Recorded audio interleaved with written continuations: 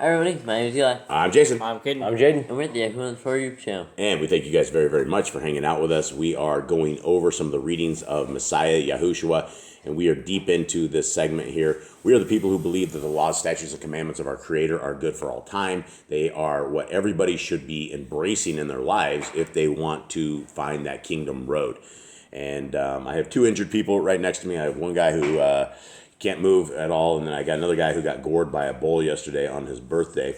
Eli, you have bruises all over your body. You look a little bit beat up. How do you feel, buddy? Really sore.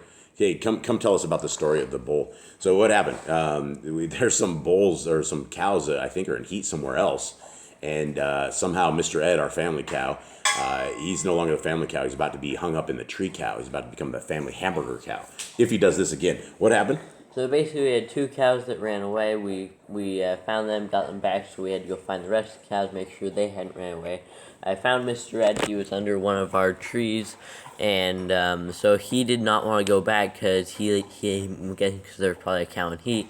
He did not want to go back. Every time I try and get him to turn around, he'd go right back to the same spot. Then I was trying to push him back. I had a stick. He did not want to turn around. I was like hitting him in his shoulder, trying to get him to turn around.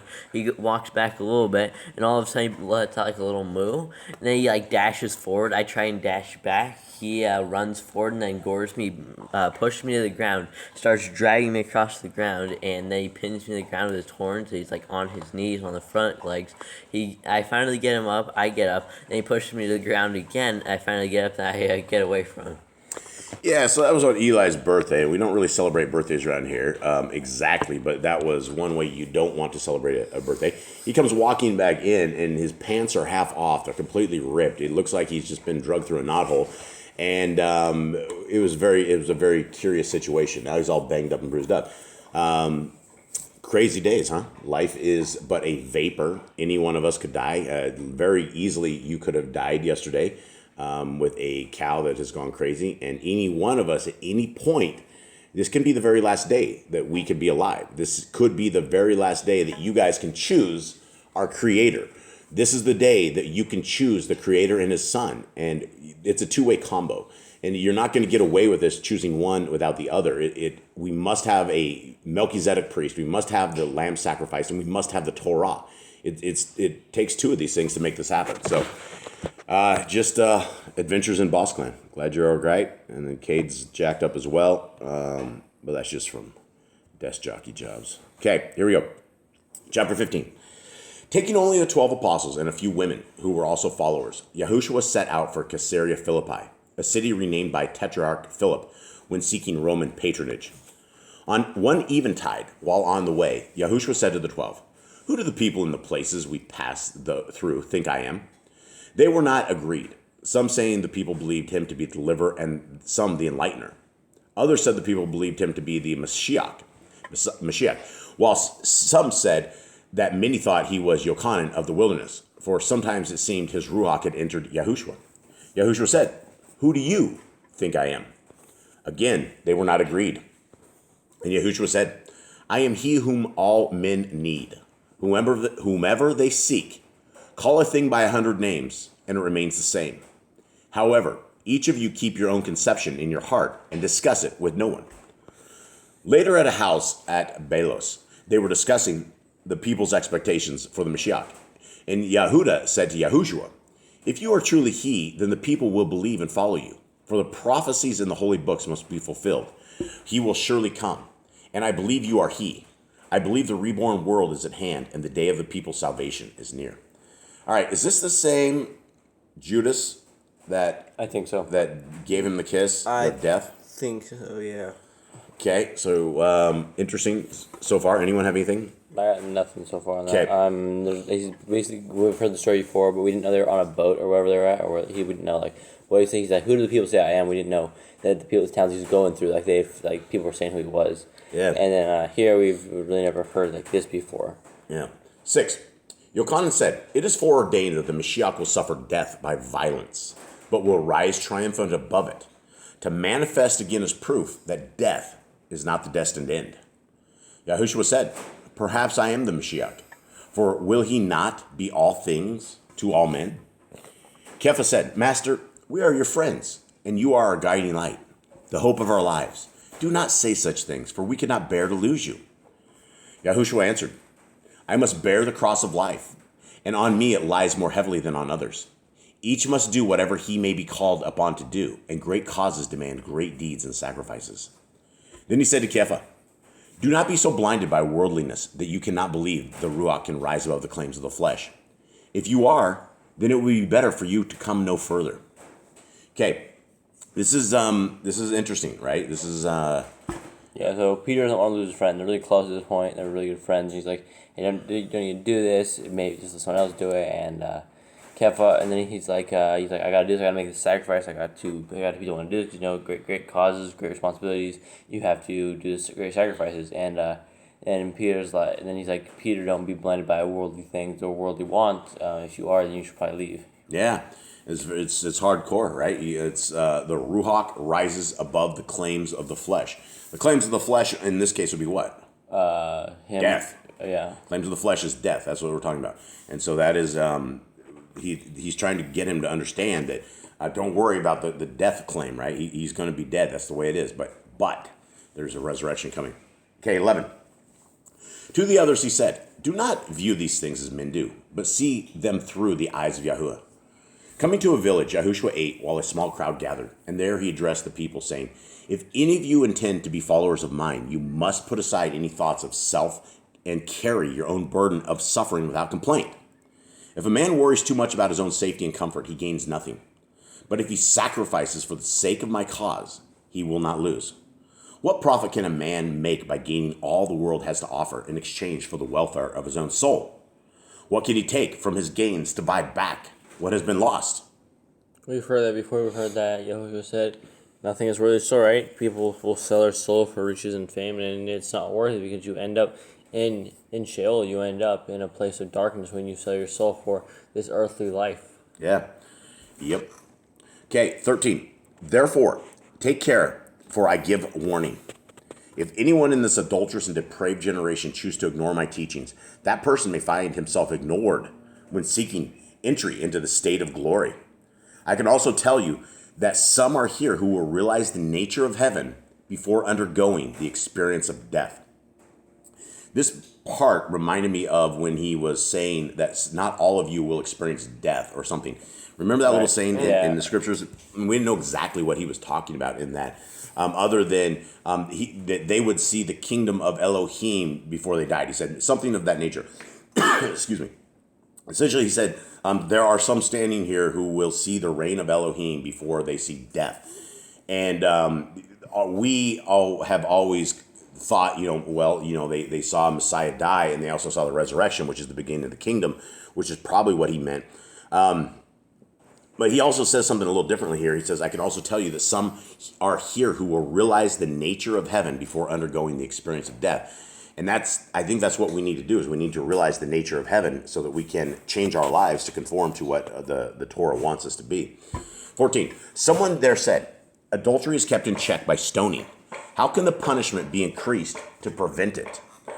Yahushua said, if a tree is cut down, it will spring up in many places. From the root, evil is overcome by digging out the root of evil. Adultery has many causes, but if a man marries a woman who has fornicated, can he revile her for sorrow he has brought upon his own head? The dowry of a chaste woman is so much higher. But if a man accepts what she brings and revile her for what she has not, surely he is mean-hearted. Okay, anyone want to take a stab at that? I sat there and I think I get it. So basically say if he marries someone who is like a fornicator. Or has been, she's not a virgin. Right, and he marries her, he basically can't judge her for that. He can't be upset with her for that because he chose to marry her. Yeah, that took me a little bit. I think you figured that out faster than I was able to figure that out. And it says the dowry of a chaste woman. Much woman is higher, right? Because you're giving a bride price because she's undefiled.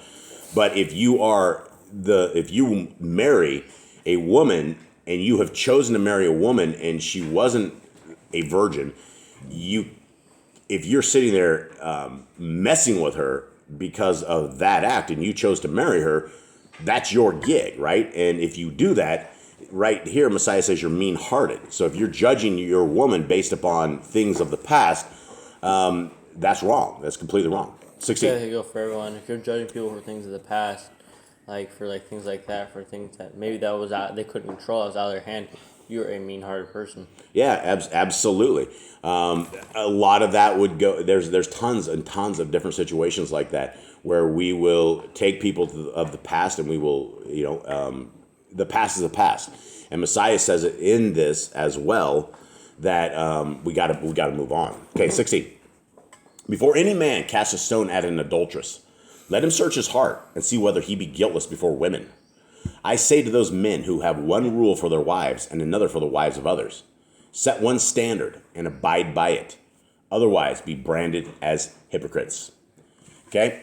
Basically, it's like you do one thing, you do certain things with your wife, but you judge everyone else for doing other things. Yeah, you're judging so others. You have one set of rules. One set of rules. And what is our set of rules? It should be the Torah. It should absolutely be the Torah. 17. Men too readily lay blame at the doors of others. For surely if anyone puts his hand into a snake hole, he can hardly blame the snake for being bitten. If a man enters the house of harlotry, who is to blame if he collects the whore's dowry? This one took a second, and I think I figured it out. Anybody want to take a stab at that one? Basically, your fault here for going there? I think when he's saying the whore's dowry, I think he's talking about if you marry a whore. You're the one that went into a whorehouse, and you're the one that did it. You're the one that put your hand in a snake hole. If the snake bites you, that you're the one that put your hand there. So really don't put yourselves in those kind of situations. Yeah. A situation that is against Torah, don't put yourself into it, or you will get into a lot of trouble. Yeah, and unless you're like Hosea, who needed to go out there. Wasn't it Hosea? He had to go marry the harlot. There would be no reason to enter something like that, right? And he puts it to the same as like a snake hole, right? And you want to go into a whorehouse, that's a snake hole. Don't do it. 18. Yahushua was invited into a house to eat and rest, and having done so, he sat outside in the courtyard, amusing the children who played there. He told them stories which were seeds planted in their hearts. Some women were also listening, and when 2 of the 12 came into the courtyard and told the women to see the children, did not bother Yahushua. He overheard them and said, "Let the children come to me, for from such as these will come the rule of Elohim." Okay, we've heard that before, right? We didn't know that Yehoshua was playing with them, right? He's playing with the kids, tossing ball with them or something. Yeah. And the women are sitting there just watching, and they're watching Yehoshua teach the kids while he's playing with them. And the dad was like, "Leave him alone, he's busy." Wouldn't that be amazing to be the kid there who was played with? Yeah, had Messiah. What games would Messiah that shows play? more of Messiah, right? He's not all that super serious, super guy, just going straight to the point, right? He takes time off to play with people, with kids. Play with the kids. Yeah, very important stuff. 20. Yahushua said to those present, "I am sure if any of you found an ox or a donkey fallen into a well on the Shabbat, you would have no hesitation in rescuing it." None disputed with him.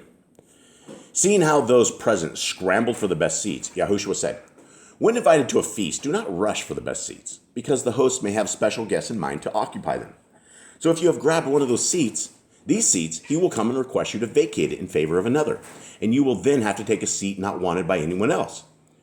When invited as a guest, it is wiser to take one of the less desirable places. Then your host will come and escort you to a better seat. Thus the other guests will see that the host holds you in high regard. It is a rule of life that whoever makes himself out to be more important than he is will be humiliated, while he who is modest will be exalted." Wow. If you're a wedding, you're basically supposed to start sitting in the back, right? And then the guy will be like, "Hey man, I want you to be up front watching my wedding." Yeah, and this is something that a lot of people will fall into is self-greatness, right? A lot of people, look at my house, look at my car, look at my job, look at my money, look at my lawn, look at my beautiful lawn. I spend all this money here. It's all about this, and it is very, very clear that those kind of people don't make the Shamayim, and if they do make it, it's going to be under different. They're going to be different people, right? They're not going to be those kind of people that are self-made people that are just better than everybody else. And so we got to bring ourselves down. We got to put ourselves down on this. Okay, last verse for the day. Yahushua said, "Most of you here give formal feasts, and all all have more food and goods, things of life than they need. Yet because your stomachs never have been empty, you cannot understand the sufferings of the underprivileged. But if adversity descend upon you, the cry goes up, woe is me! Can there be an Elohim when I am thus afflicted? Do you not understand that misfortune and tribulation must be sent to such as you? For in what other way will you learn compassion? So basically saying you have to be in someone, you have to understand what someone's going through to have compassion on them. Because if you've never been hungry and someone's hungry, you're going to look at them like, oh, okay, you don't really care because you don't know what it's like to be hungry. But if you've been hungry for it and that person's asking for food because I'm hungry, can you have some food? You can be like, oh, of course you have some food. I've been hungry. I know what it feels like to be hungry. Here, have some food. Yeah, and compassion, it's hard to have compassion sometimes. It is really hard. A lot of people will look at the people on the street and they'll just go, wow, those guys are into drugs. They are on the streets because they've obviously made mistakes, right? But sometimes we end up in the streets, and sometimes we don't make those mistakes. Sometimes we're not buying drugs and we end up on the streets. Sometimes we lose our jobs. Sometimes we lose everything we have. Sometimes we have a house vacated and taken back.